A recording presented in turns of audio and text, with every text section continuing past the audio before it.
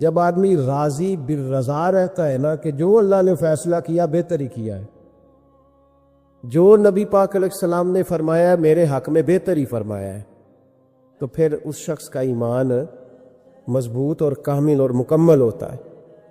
نبی پاک صلی اللہ تعالیٰ علیہ وسلم کی خدمت میں حضرت زبیر بن عوام رضی اللہ تعالیٰ عنہ اور ایک انصاری صحابی آئے۔ انصاری صحابی، ان کا آپس میں جھگڑا تھا۔ جھگڑا کیا تھا؟ ایک چشمے سے پانی آتا تھا، پہاڑ سے پانی نیچے گرتا تھا۔ ایک چشمہ تھا پہاڑ سے، تو اس چشمے سے لوگ اپنے کھیتوں کو پانی دیتے تھے۔ یہ بخاری کی حدیث ہے۔ پہلے باغ تھا حضرت زبیر بن عوام کا۔ حضرت زبیر بن عوام رضی اللہ تعالیٰ عنہ نبی پاک صلی اللہ علیہ وسلم کی پھوپھی کے بیٹے اور عشرہ مبشرہ صحابی ہیں۔ ان کے کھیت پہلے آتے تھے اور اس انصاری کا باغ بعد میں آتا تھا۔ جھگڑا یہ تھا کہ حضرت زبیر بن عوام کہتے تھے پانی کھیت کو پہلے میں نے دینا ہے، اور وہ انصاری صحابی کہتے تھے کہ پانی پہلے میں نے دینا ہے۔ بات حضور کی بارگاہ تک چلی گئی۔ یہ مسئلہ دنیاوی تھا، دینی۔ ہمارے ہاں لوگ کہتے ہیں کہ دینی مسئلہ مولوی صاحب بتائیں گے، دنیاوی چودھری صاحب بتائیں گے، وہ دین سے علیحدہ ہے۔ نبی پاک صلی اللہ علیہ وسلم کی بارگاہ میں جب یہ بات گئی نا، تو حضور نے فرمایا بھائی پہلے کھیت چونکہ زبیر کا ہے، ہوتا ہے نا ہمارے ہاں پانی کی باریاں ہوتی ہیں، تو جس آدمی کا کھیت پہلے ہے وہ پانی پہلے پلا لے اپنے کھیتوں کو، دوسرے بعد میں پانی لگا لے۔ تو نبی پاک علیہ السلام نے فرمایا چونکہ زبیر کا کھیت پہلے ہے تو زبیر پہلے پانی لگا لے کھیت کو، اور انصاری کا باغ چونکہ بعد میں آتا ہے، اس کے کھیت بعد میں آتے ہیں تو وہ پانی بعد میں لگا لے۔ اب وہ انصاری پر یہ بات بوجھ گزری، تو بے سمجھی میں، بے دھیانی میں، جوش جذبات میں بڑا سخت جملہ کہہ گئے۔ کہنے لگے یا رسول اللہ صلی اللہ علیہ وسلم، زبیر دراصل آپ کی پھوپھی کے بیٹے ہیں نا، تو میں تو پھوپھی کا بیٹا نہیں، اس لیے آپ نے فوراً فیصلہ ان کے حق میں دیا ہے۔ محبوب تو ابھی کوئی جواب دیتے ہی اللہ کے قرآن نے بولنا شروع کر دیا، اور قرآن پاک کی آیت آئی، فرمایا فَلَا وَرَبِّكَ لَا يُؤْمِنُونَ حَتَّى يُحَكِّمُوكَ فِي مَا شَجَرَ بَيْنَهُمْ۔ رب کریم نے فرمایا محبوب مجھے تیرے رب کی قسم، یہ اتنی دیر تک مومن ہو ہی نہیں سکتے جب تک اپنے ہر معاملے میں تیرا فیصلہ قبول نہ کر لیں۔ جب تک ہر معاملے میں تیرا فیصلہ قبول نہ کرے اتنی دیر تک مومن ہو سکتے۔ اب اگلے لفظوں پہ غور کردہ ہے، فیصلہ بھی قبول کرے، اور اگلی بات کیا ہے؟ ارشاد فرمایا ثم لا یجدوا فی انفسہم حرجا مما قضیت، اور محبوب پھر جو تو فیصلہ کرے اس فیصلے میں یہ اپنے دل میں کوئی رکاوٹ بھی محسوس نہ کرے، اپنے دل میں کوئی رکاوٹ بھی، کان آنکھیں دل کھول کے سنے کیا کہہ رہا ہوں، نبی پاک کے کسی فیصلے پر اپنے دل میں کوئی رکاوٹ محسوس، وَيُسَلِّمُ تسلیما، دل سے حضور کے فیصلے مانے، نبی پاک کے فیصلے دل سے، کوئی طبیعت میں رکاوٹ نہیں آنی چاہیے، ذرا برابر بھی کوئی رکاوٹ نہ آئے دل میں کہ حضور کا فیصلہ ایک طرف ہے اور میری بات ایک طرف، فوراً نبی پاک کا فیصلہ مانے، دل سے مانے، راضی بالرضا رہے۔ جب تک یہ کام نہیں ہوگا اتنی دیر تک ایمان مکمل۔ ہمارے ہاں لوگ بوجھ سمجھنے لگے ہیں شریعت کے معاملات، بڑا مشکل ہے جی، زکوٰۃ اب 2.5% پوری، ہر 100 میں سے 2.5 روپے دے اپنے کمائے ہوئے، اتنی سخت گرمی میں روزے۔ لوگ اس طرح کی بات کرتے ہیں جو رضا سے آگے جاتی ہے، جس میں محسوس ہوتا ہے کہ یہ یار بڑی پکی سچی پیڑھی بات ہے۔ ادھر دیکھو میری طرف، مجھے پتہ چل جائے نا کہ میرے ساتھ جو آدمی بیٹھا ہے بڑا تنگ ہے، تو میں اسے کہوں گا صاحب تو گھر جا، میں نہیں بوجھ بننا چاہتا تیرے اوپر، تو گھر جا، اگر تو تکلیف میں ہے تو مجھے کیا مصیبت بنی ہے تجھے ساتھ رکھنے کی۔ تھوڑا غور کریں بات پہ۔ اگر دین معاذ اللہ مسلمان کے لیے بوجھ بن جائے تو کیا اللہ کی رحمت نازل ہوگی؟ کیا اللہ خوش ہوگا؟ ہم اس طرح کے جملے بولتے ہیں اپنے دین کے بارے میں، مذہب کے بارے میں، اس طرح کی باتیں کرتے ہیں جو بڑی تکلیف اور نقصان کا باعث ہوتی۔ حضرت عمر فاروق رضی اللہ، ان کی ساری باتوں کی کیا ہی بات ہے، بلکہ حضرت عمر کی ہر بات کی کیا ہی بات ہے۔ حضرت عمر جب حضور صلی اللہ علیہ وسلم کبھی کسی صحابی سے ناراض ہوتے نا، جلال میں ہوتے، تو جناب عمر فاروق رضی اللہ تعالیٰ عنہ کونیوں کے بل حضور کے آگے بیٹھ جاتے، کونیاں زمین پہ ٹکا کے نا، جیسے بندہ لیٹ جاتا ہے، کونیاں ٹکا کے، گھٹنے ٹکا کے بیٹھ جاتے. پتہ جملہ کیا بولتے؟ اتنا خوبصورت فکرہ، اتنا پیارا جملہ. پتہ کیا کہتے؟ کہتے رضیت باللہ ربا وبالاسلام دینا وسیدنا و مولانا محمد نبیم و رسولا. سب کہیے صلی اللہ تعالی علیہ وسلم. حضرت عمر جملہ بولتے، کیا خوبصورت انداز ہے گفتگو کا. کہتے رضیت باللہ ربا، یا رسول اللہ میں بڑا ہی راضی ہوں کہ اللہ میرا رب ہے. میں اس بات پہ سبحان اللہ. دیکھیے فکرے پہ غور. رضیت باللہ ربا، حضور اللہ کے رب ہونے پہ میں بڑا ہی راضی ہوں کہ اللہ ہمارا رب ہے، اور میں بڑا ہی راضی ہوں کہ اسلام ہمارا دین ہے. وسیدنا و مولانا محمد نبیم و رسولا، اور یا رسول اللہ میں اس بات پر بڑا ہی راضی ہوں کہ اللہ نے آپ کو ہمارا نبی اور رسول بنایا ہے. رضیت باللہ ربا و بالاسلام دینا. ہمارے سلسلہ عالیہ میں جب مرید کیا جاتا ہے نا تو ایک شجرہ شریف دیا جاتا ہے، پھر جب مرید اس کو پڑھ لیتا ہے پھر اس کو الوظیفۃ الکریمہ دیتے ہیں. اب تو خیر مرید وظیفے ہی نہیں پڑھتے، وہ کہتے ہیں کوئی نہیں ضرورت، پیر صاحب نظر کرے اور چھٹی. جی وہ سید فیض الحسن شاہ صاحب فرمایا کرتے تھے، مرید کہندے سانو وظیفے نہ پڑھاؤ، نمازاں نہ پڑھاؤ، سانو انجے ہی پہنچاؤ. کتنے پہنچائیے انجے ہی؟ جی جب اللہ رسول نے نمازوں کا حکم دیا ہے تو پھر کسی اور جگہ تو بندہ پہنچ سکتا ہے، ان کی بارگاہ میں پہنچ سکتا. ایک بندہ میں نے اپنے شجرے میں لکھا ہے آخر پہ، میں نے کہا جو آدمی کسی اسکول میں داخلہ لے اور سبق ہی یاد نہ کرے، کتابیں نہ پڑھے، اور پھر وہ کہے جی میں فیل ہو گیا، تو پھر اس کا مطلب ہے غلطی استاد کی، غلطی اس کی ہے جس نے نہ سبق پڑھا نہ اس نے نصاب کھول کے دیکھا. تو بہت سارے لوگ بس ٹھیک ہے گزارا چل رہا ہے، نظام چل رہا ہے، تو پھر بات آگے کیسے بڑھے گی جب تک لوگ توجہ نہیں کریں. تو جب انسان سمجھ لیتا ہے، اپنے ماحول کو سمجھتا ہے، وہ راضی رہتا ہے کہ مجھے بڑا سکون ہے جی نماز میں، مجھے تلاوت قرآن میں. میں ایک بات بتاتا ہوں آپ کو، مجھے میرے ایک ساتھی نے ایک فون کیا. کئی دفعہ بندہ خود بات کر کے اسے خود بڑا مزہ آتا ہے، اور وہ بات اسے بعد میں سمجھ آتی ہے کہ یہ میں نے کیا کہہ دیا. مجھے ایک سنگی نے فون کیا، کہنے لگا گرمی بڑی سخت ہے، سیر کرنے نہ چلے 2-4 دنوں کے لیے، ٹھنڈی جگہ چلتے 2-4 دن کے لیے. تو میں نے کہا یار اللہ نے ڈیوٹی ایسی لگا دی ہے کہ سارا سال ہی سیر ہوتی رہتی ہے، تو میں رہتا ہی شہر پہ ہوں، تو میں تیرے ساتھ کیوں جاؤں. کہنے لگا یار بندہ ایک طرح کا کام کر کر کے نا اکتا جاتا ہے، روز ڈیوٹی، روز نوکری. یہ ذرا غور سے بات سنیے گا، وہی روز سارے معاملات افسر وہی، تو بندہ اکتا بھی تو جاتا ہے نا. تو میرا خیال ہے 2-4 دن نا ذرا سائڈ پہ جاؤ، تو بھی تو نکلنا، کٹھے چلتے. پرانی دوستی تھی. تو میں نے اس کو کہا یار تو اکتایا ہے، لیکن تیرے سوال کے جواب میں کہتا ہوں الحمدللہ میں اپنے کام سے کبھی نہیں اکتایا. میں اپنے کام سے کبھی اکتایا نہ مدرسے کے طالب علموں کی باتیں سن کے، نہ ان کو اسباق دے کے، نہ کبھی کتاب پڑھ کے، نہ کبھی حدیث دیکھ کے، نہ کبھی جمعہ پڑھا کے، نہ کبھی تقریر کر کے، نہ روز مسئلہ بتا کے. لیکن نا بندہ تھک بھی تو جاتا ہے نا، ایک ہی بات ہر بندہ سوال پوچھ رہا ہے اس طرح کے. میں جب اکتایا ہی نہیں، جب مجھے کبھی اکتاہٹ ہوئی نہیں، تو میں اپنا کام چھوڑ کے کیوں جاؤں. بلکہ جتنا اللہ کام لیتا جاتا ہے مجھے تو مزہ آتا جاتا ہے. جب کام کا یہ ذائقہ بنتا ہے نا، یہ والا جب سرور بنتا ہے، جب کام انسان کا شوق بن جاتا ہے، پھر اسے اکتاہٹ محسوس، اسے پھر تکلیف. سید ابو البرکات شاہ صاحب تھے لاہور میں، اعلیٰ حضرت کے خلیفہ. تو تراویح پڑھ کے وہ سوئے، تو سحری سے نا 1-2 گھنٹہ پہلے ایک شخص نے ان کے دروازے پہ دستک دی. تو ان کے صاحبزادے تھے، انہوں نے بخاری کی شرح لکھی، بہت بڑے عالم تھے، شارح بخاری سید محمود رضوی صاحب رحمۃ اللہ علیہ. رضوی صاحب نے اٹھ کے دروازہ کھولا تو ایک بندہ کہنے لگا سید صاحب ہے.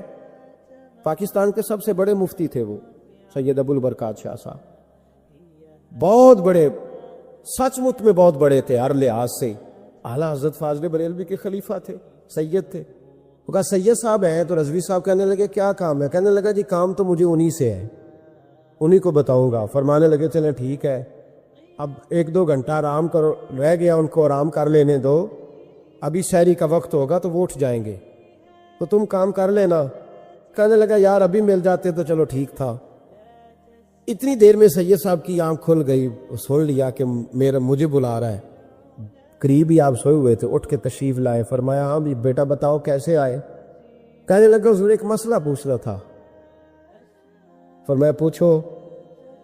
کہنے لگا جی مسئلہ یہ پوچھنا تھا کہ جس بندے نے عشاء کے فرائض جماعت کے ساتھ نہ پڑھے ہو وہ وتر پڑھ سکتا ہے کہ نہیں پڑھ سکتا؟ تراویح کے بعد وتر ہوتے ہیں نا جماعت کے ساتھ، تو پڑھ سکتا ہے کہ نہیں؟ تو سید صاحب فرمانے لگے جس نے فرض نہیں پڑھے بہتر یہ ہے کہ پھر وہ وتر بھی جماعت کے ساتھ نہ پڑھے، لیکن اگر کوئی پڑھ بھی لے تو اس پر کوئی فتویٰ نہیں، کوئی حکم نہیں، بہتر ہے کہ نہ پڑھے۔ تمہاری بات ہو گئی؟ کہنے لگا ہو گئی۔ آپ تشریف لے گئے۔ علامہ رضوی صاحب کہتے ہیں حضرت صاحب اندر چلے گئے تو مجھے اس بندے پہ بڑا غصہ آیا۔ میں نے اس کو کہا کہ کون سی قیامت آنے والی تھی اگر تو یہ سوال فجر میں پوچھ لیتا تھا؟ کیا مسئلہ تھا؟ کچھ لوگ کرتے ہیں تنگ، اس میں کوئی شک نہیں، تکلیف دیتے ہیں، وہ بات جو ہو سکتی ہے اپنے ٹائم پہ انہوں نے اسی وقت پوچھنی ہے جب ان کو یاد آ گئی۔ میں نے کئی دفعہ حدیث سنائی ہے کہ ایک صحابی کو نبی پاک صلی اللہ علیہ وسلم نے، سرکار نے فرمایا کہ جب اس کا انتقال ہو جائے تو مجھے بتانا۔ صحابی بھی نوجوان تھے، 14-15 سال عمر تھی۔ انہوں نے پتا اپنے والد صاحب کو کیا کہا، فرمایا میرا انتقال ہو جائے تو حضور کو خبر نہیں کرنی، اس لیے کہ میں رات کو انتقال کروں گا، ایسا نہ ہو کہ نبی پاک آئیں اور یہودیوں کے محلے سے گزر کے اور کوئی یہودی حضور کو تکلیف دے۔ میں اپنے جنازہ حضور پر آئے تو بخشش ڈائریکٹ ہے کہ نہیں، فوراً جنت ہے کہ نہیں، لیکن نے کہا میں نہیں چاہتا کہ میں اپنے نفع کے لیے محبوب کو تکلیف دوں۔ تو محبت کا انداز تو کوئی اور ہوتا ہے، جس سے محبت ہوتی ہے اس کے تو بندہ آرام کا، سکون کا، کہتا ہے جی میرا بڑا پیار ہے، ٹھاؤ میں آیا جو ہونا اس ویلے، میں ہوں دوبارہ آماندہ، یہ کیسی بات ہوگی؟ تو یہ محبت نہیں ہے، یہ لالچ ہے۔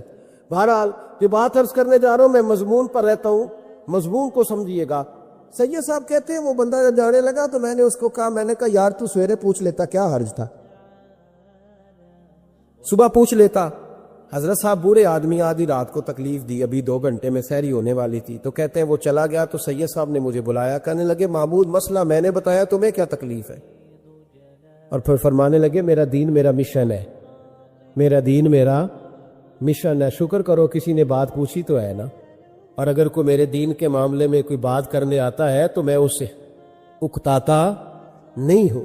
تو جب انسان راضی بالرضا رہنے لگتا ہے نا، پھر وہ ہر روز نماز پڑھ کے تکلیف نہیں اسے ہوتی، پھر روز درود شریف پڑھ کے وہ یہ نہیں کہتا کہ چلو 2-4 چھٹیاں بھی کر لو، پھر روزانہ تلاوت کر کے اسے کہیں دقت محسوس نہیں ہوتی، چونکہ اب وہ چاہتا ہے کہ جس حال میں میرا رب رسول مجھے رکھیں گے، جو حکم دیں گے، میں نے اس سے کوئی تنگی محسوس نہیں کرنی، میں نے اس کے مطابق چلنا۔ اور قرآن مجید نے ایک نیا انداز اختیار کیا سورہ مائدہ کے اندر، اس کی آیت نمبر 119 ہے۔ اللہ کریم نے فرمایا رضی اللہ عنہم ورضوا عنہ، صحابہ کی بات ہو رہی ہے، فرمایا وہ اللہ سے راضی ہے اور اللہ ان سے راضی ہے۔ حضرت سیدنا موسیٰ علیہ السلام نے عرض کی کوہ طور پہ جا کے، مولا میری قوم پوچھتی ہے کہ کوئی ایسا کام بتا جو ہم کریں تو تو ہم سے راضی ہو جائے۔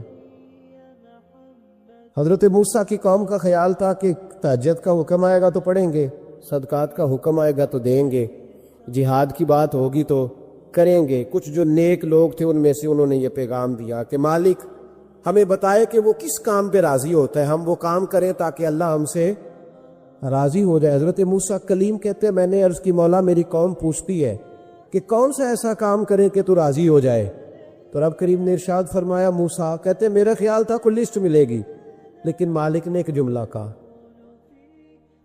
ایک جملہ، اور تفسیروں کے دریا بہا دیے۔ عرش کے مالک نے فرمایا موسیٰ ان سے کہو جا کے کہ وہ مجھ سے راضی ہو جائے، میں ان سے راضی ہو جاؤں گا، مجھ سے راضی ہو جائے۔ بندے اللہ سے راضی ہی نہیں راضی ہوتے۔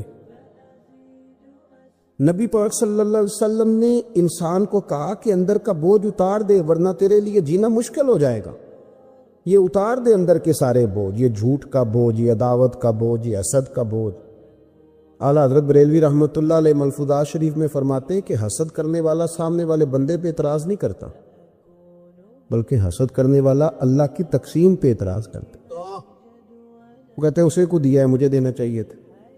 بحث کرتے ہیں لوگ، اپنے گھر بیٹھ کے دلائل جمع کرتے ہیں، کبھی کسی شخص کے بارے میں آپ ذرا قرآن مجید پڑھیں اور میرے رسول کریم صلی اللہ تعالی وسلم کی احادیث کا مطالعہ کریں. قرآن تو حضرت موسیٰ کی شان بھی بیان کرتا ہے, حضرت یوسف کے تذکرے نہیں بیان کرتا قرآن, جناب عیسیٰ روح اللہ کی عظمت قرآن بیان نہیں کرتا. اعلیٰ حضرت بریلوی رحمۃ اللہ علیہ کے سامنے کسی نے شعر پڑھا کہ شان یوسف جو دبی تو وہ بھی اسی در پہ دبی, تو اعلیٰ حضرت فرمانے لگے تمہیں غلطی لگ گئی ہے, میرے نبی کسی کو دبانے نہیں آئے. تو بندے بڑے حضرت ہوتے ہیں نا جی, اعتراض تو پڑا ہے ابھی واٹتے پہ آئے, تو کہنے لگا جی شعر پہ اعتراض کرنا آسان ہے پر شعر کہنا مشکل ہے. تو فرمانے لگے چلو کہہ بھی دیتے ہیں. اس نے کہا دی آپ کہیے. تو فرمانے لگے شعر یوں کہو کہ شان یوسف جو بڑی وہ بھی اسی در سے بڑی. شان یوسف جو بڑی تو وہ بھی اسی.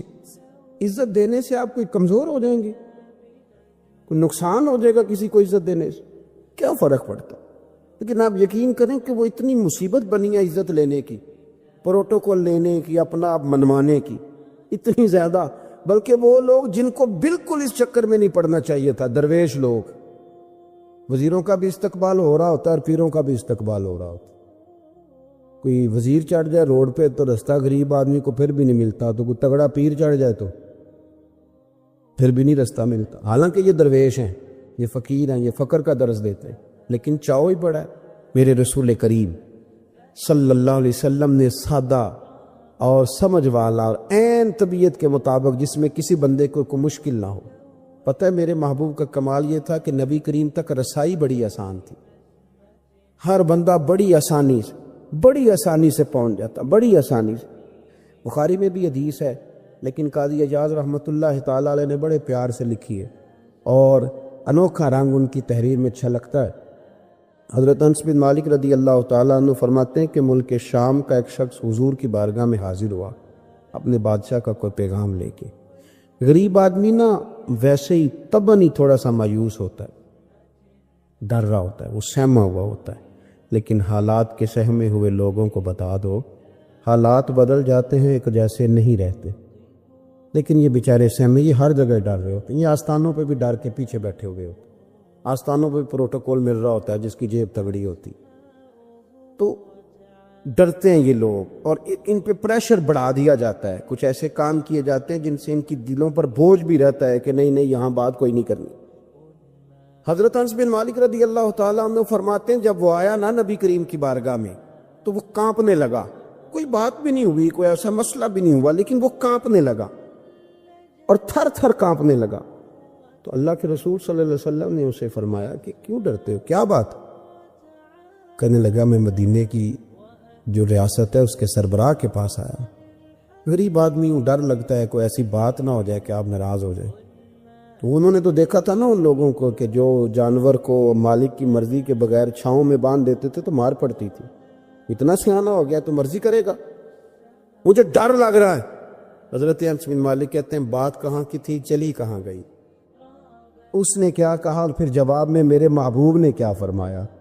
آپ ذرا بات کا لیول دیکھیں اور حضور کی گفتگو کا سٹیٹس دیکھیں. یہ وہ لوگ, یہ وہ تربیت ہے جو لوگوں کے دلوں اور روحوں تک اترتی ہے. میرے نبی کریم صلی اللہ تعالی علیہ وسلم نے بات سنی تو حضور رو پڑے اور اتنا روئے کہ گھٹنوں کے بل زمین پر بیٹھ گئے. جناب انس بن مالک فرماتے ہیں حضور فرمانے لگے نہ بھائی تو کسی بادشاہ کے پاس نہیں آیا, نہ تو کسی حکمران کے پاس نہیں آیا, تو اس بیٹے کے پاس آیا ہے جس کی ماں گوشت کے خشک ٹکڑے کھا کے بھی رات گزار لیا کرتی. میری ماں تو گوشت کے خشک ٹکڑے کھا کے رات گزار لیتی تھی, نہ تو کسی. حضرت انس بن مالک کہتے ہیں اس نے بات سنی تو وہ بھی رو پڑا اور میں نے سنی تو میں بھی رو پڑا. دوستو رسول کریم دیکھیں نا ہم لوگوں نے کس طرح کا لیول بنایا ہوا ہے. ابھی تک وہ جو دولت کا رٹا ہے تھوڑا بہت وہ ابھی تک چلتا ہے. ابھی تک خاندان کے اندر کوئی بندہ امیر ہو جائے تو چودھری بھی وہی ہوتا ہے, سیانہ بھی, میرا تو خیال ہے پیر بھی وہی ہوتا ہے. شرط یہ ہے کہ اس کے پاس پیسے ہونے چاہیے, وہی شیخ ہوتا ہے, سارا کچھ وہی ہوتا ہے. نبی پاک صلی اللہ علیہ وسلم نے ہمیں کہا کہ یہ